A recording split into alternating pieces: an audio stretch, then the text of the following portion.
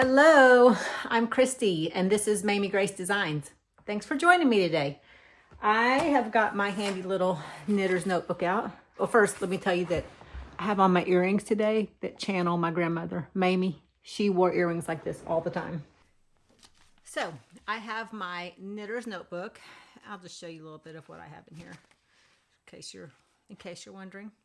For example, I started off in August with this, and I had my I did a knitting for Olive's blanket for one of my daughter's friends.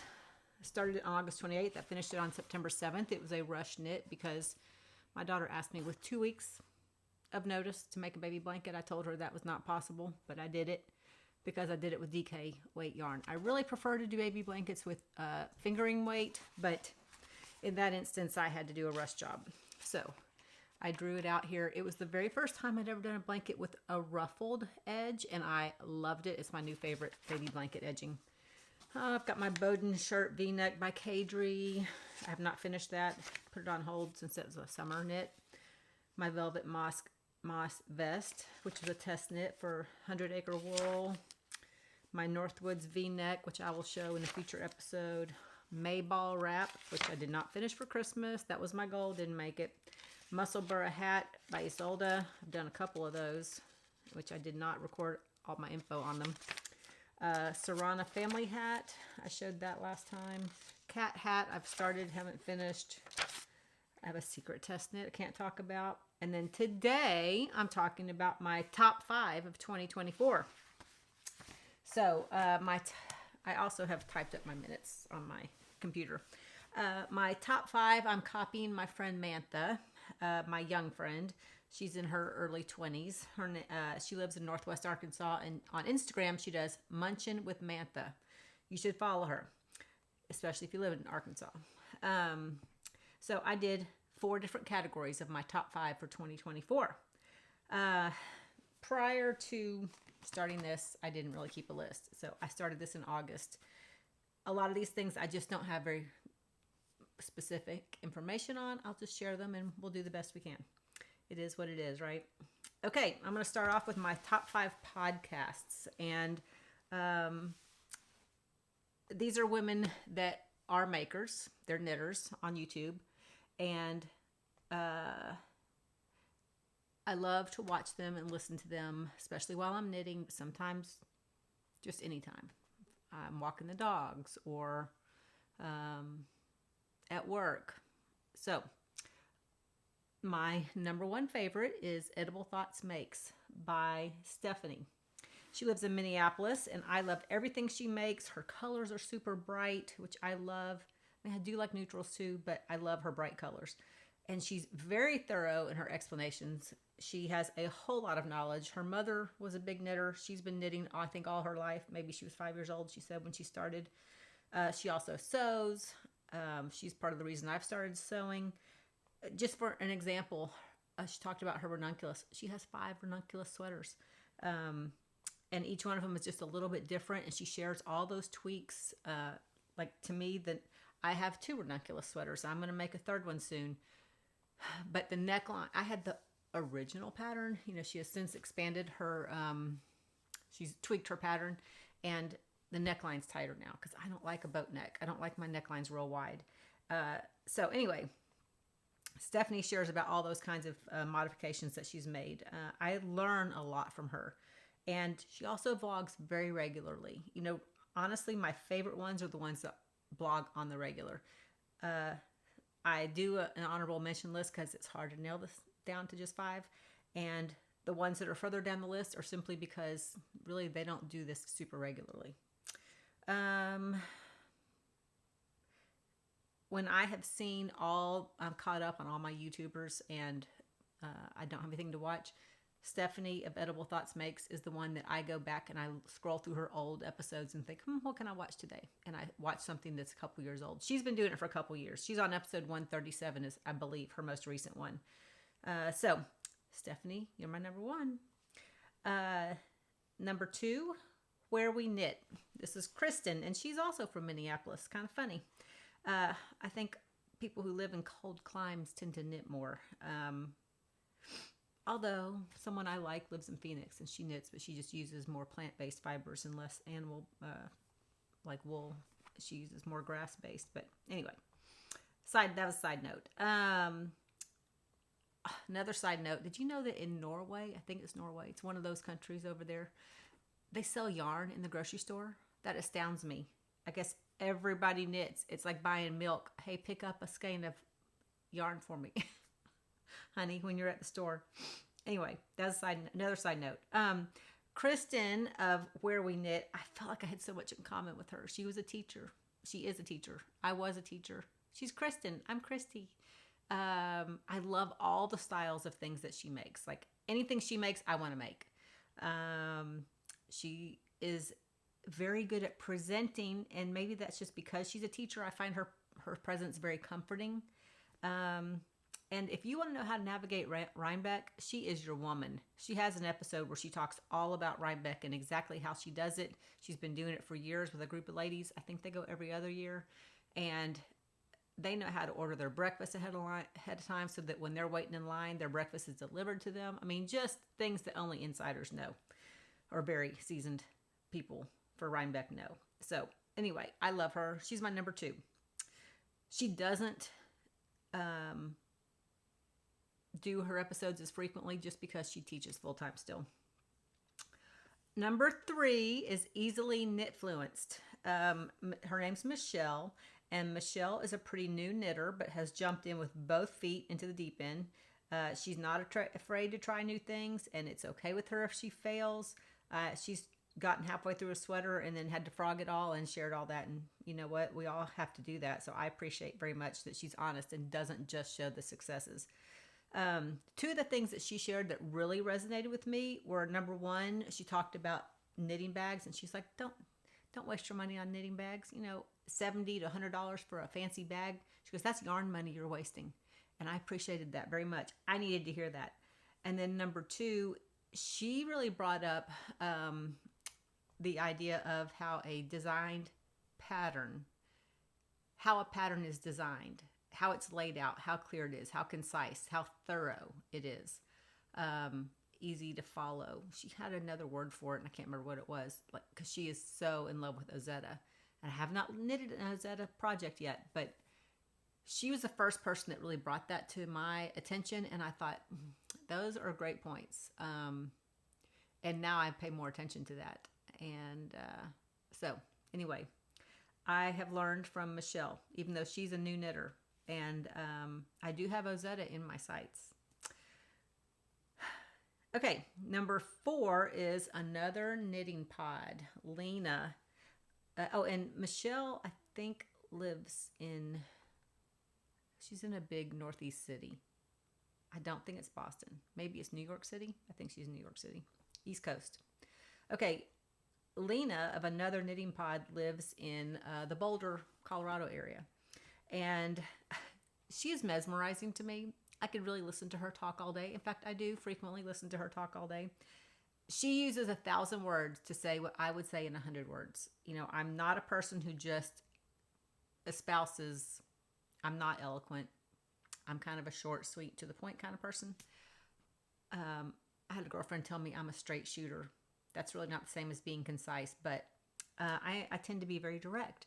And she expresses what I feel, but expresses it so much better and so much more fully. Maybe that's why I like to listen to her talk, because I'm not going to sit here and talk forever on a topic. But Lena, I don't know. I like her. I like listening to her. I feel like she and I could be besties. I don't love Boulder. I've been there, didn't love it. She loves it. Obviously, she lives there. I liked Fort Collins better. And I feel like those are 2 very different flavors of college towns. But anyway, I love all the things that she makes. And she completely sold me on sarinorland's book club cardigan. She went through about 5 different cardigans or more that she had made and talked about how, like, some of them wouldn't stay on the shoulder. Some of them, maybe it was the yarn. She brought up lots of details in her episode about her cardigans, and totally sold me on not only the book club cardigan, but also on buying economy priced yarn. She used the, for her book club cardi, she used, can't think of the name of it, but it was an economical yarn.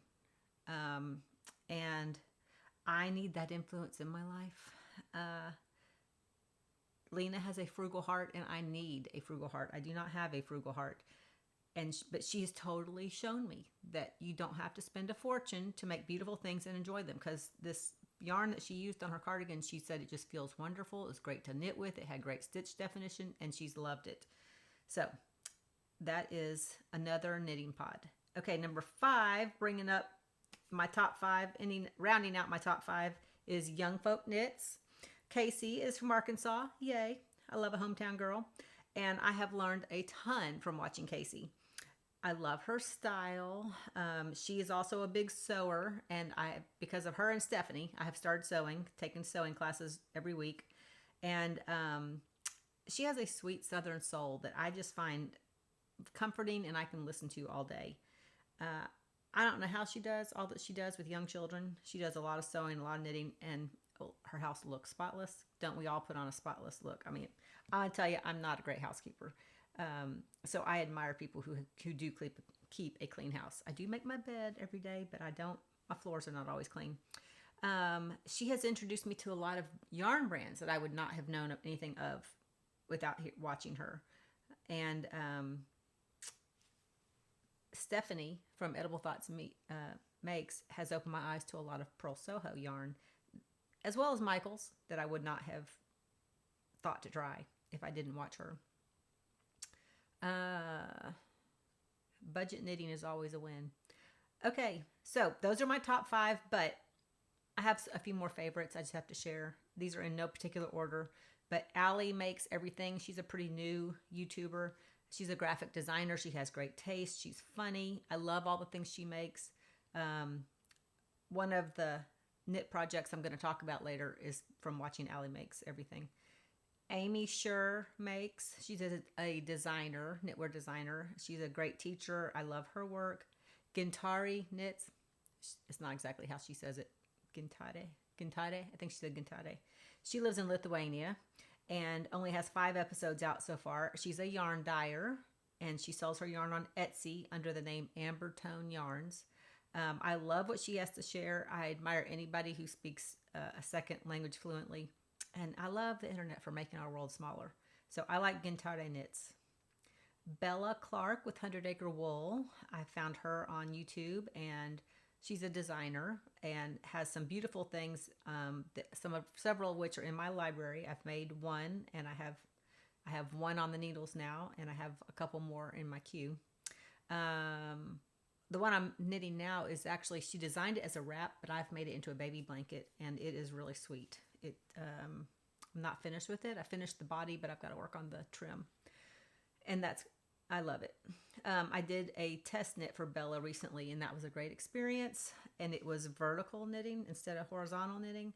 And that was a big learning experience, and I really enjoyed it. Sarah Lily Makes is another one. She's a knitter living in California. She homeschools 4 children, and she makes a lot of Sandnes garden patterns. That is definitely her number one passion. I found her when she did her What I Made in 2023 episode, and that was a great introduction to her. I wish she made more. I understand she's homeschooling, but I wish she made more episodes. I think the last time she's made one's been 4 months ago. So she's very hit and miss. Summer Lee Designs. Everybody knows Summer Lee because of her socks. Well, after knitting for 7 years, I'm just now having a desire to knit socks. So I have purchased her book, and she is the sock guru. I love that about her. I showed you the other day, I have part of one sock knitted, and I'm working on that. I mean, I'm not actively working on that, but I am working on it. I think she looks like such a fun person. I wish she would do some in-person events, because she's in Tulsa, Oklahoma, which is only about 4 hours from me, and I have a girlfriend that lives there. I go there pretty regularly. I would love to get to see her. Another YouTuber is Stitches in STEM with Michaela, and she lives in Dublin, Ireland. She's a wonderful knitter. She's also pretty new, and she only has 17 episodes. She is super thorough and gives all the math explanations for her modifications. For example, on her book club cardi, the cables didn't meet perfectly on the shoulder, and she modified it so that they would. And she gives all the math explanation for that, which is speaking my language since I was a math teacher. I can listen to her talk all day. Okay, that's all for my podcasters. Let's talk about top 5 knit projects for 2024. So these are actually things that I did make.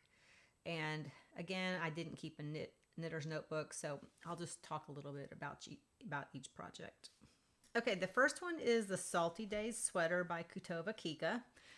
This is definitely my favorite thing I knit last year. I started it around January, and my plan, or maybe early February, my plan was to have it done in time for St. Patrick's Day, March 17th, and I did not get it done in time for St. Patrick's Day.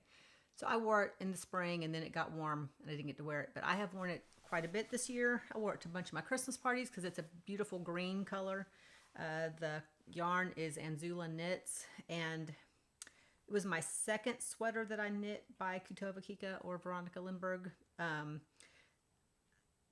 Another sweater of hers is on my list, and I'll talk about it in a minute. This time I did, she holds multiple yarns together. So I held a fingering with a mohair, and it is so soft. That Anzula cricket just feels amazing, but it makes it very expensive. It was an expensive sweater, but I will say I love that sweater. That's definitely my number 1. Okay, number 2 was my Weekender Crew by Andrea Mowry, and this is a cotton. I did cotton for this, and I love the color. It's blues. It's comfortable. I kind of can wear it like a sweatshirt. I have a shirt under it in this picture of how I'm wearing it, but I wish it's a little, the fit is not perfect on me. I don't know. Maybe I needed to go down a size on the yoke and then come up to I like the boxy shape, but I think I needed maybe a little more fitted up top. But I do love it. It's my number 2. I just would do, if I make another one, I would do it slightly different.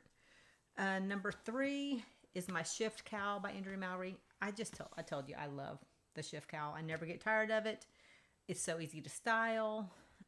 They're multicolored, so they go with a lot of different things. I hadn't thought about doing one all in one shade. Anyway, love my Shift Cowls. Number 4 is the Darjeeling top. So I made this top. I saw it on somebody else. I don't remember who. A young YouTuber. And I thought, I'm going to try that. I want to stay hip. And it was just a little bit too snug through here. I didn't like that. And probably also I needed it's bottom up because you do like a little detail at the bottom, and so I needed it a little bit longer. That was the main thing. I needed it a little longer, and to do that I would have had to undo everything, and I wasn't willing to do that. So I gave it to my daughter, and she loves it. It fits her great. And then last, so I am planning to make another Darjeeling top for this next summer, and it'll be a little longer. And there's also a Darjeeling blouse that just has sleeves because the top is a tank. So I might do both of those. And that's by Trust the Mojo. Okay, and the last one is another Knitwear Kika, and it's the sorbet sweater. And in this one, so in her example, she knits with a fingering and a mohair held together. And just for cost savings, I did just a DK wool, and it just doesn't look as good as hers. I like that sweater better with the mohair. Also, I learned a hard lesson. I did a yarn change in front, and I can tell where it is. I ran out of one skein and transferred to the next, and I can tell exactly where it is, and it's like right here, and it bugs the heck out of me. So I learned a lesson. I will never do a yarn change in front again. My yarn changes will always be on the side. I'm mad at myself for that, but I'm not willing to pull the sweater up all the way out there to redo it. So I just kind of yank on it, and then I'm self-conscious. It's a bad experience of my own making. Okay, let's talk about knitwear designers, my top 5. So I am listing these based on what I like and my experience with either knitting their designs and or just the appeal of the designs that they create. In other words, I may not have made anything by them yet, but I want to in the future. Okay, so it's all that criteria combined. So my number one, and this is pretty much simply based on how many of her patterns I have in my favorites and in my library on Ravelry, and that is Petite Knit. And it's kind of funny because she and I are built completely differently. But I love the simplicity of her designs. But you can still do some bright colors. And I'm dying to knit some of her stuff. Okay, number two is Bella Clark, 100 Acre Wool. And mainly because of that velvet moss tank that I just made by her. But several of her designs, I just love them. I think she's a great designer. And so she's number two. Number three is Kutova Kika. So these are not surprising. And Veronica is an amazing designer. And I am excited to see what all she is doing, because now she looks like she's going to have a storefront, and she's hired an employee. So big things I think are coming for her. And she's fun to watch. She's inspiring. I have both her books, and I love them both. Number four is Cheryl Mokhtari. I just love the designs that she creates. I have not made anything by her, but again, I have a lot of her patterns in my library and in my favorites. And number five is Kadri. I messaged Kadri on Instagram, and I was like, "You are my spirit animal." But I said, "I haven't knitted anything by you, but I'm going to." And then I realized I have knit something by her. I started, have not finished, the Bowden V-neck, and it was a summer project, and I am loving it. And if I love it when I wear it, because I haven't worn it yet, I am going to make that same design but bigger, longer, and make it a pool cover up, because I think it's really cute. So, okay, once again, I had too many to make just five on my list. So these are favorites in no particular order, but designers that I also love.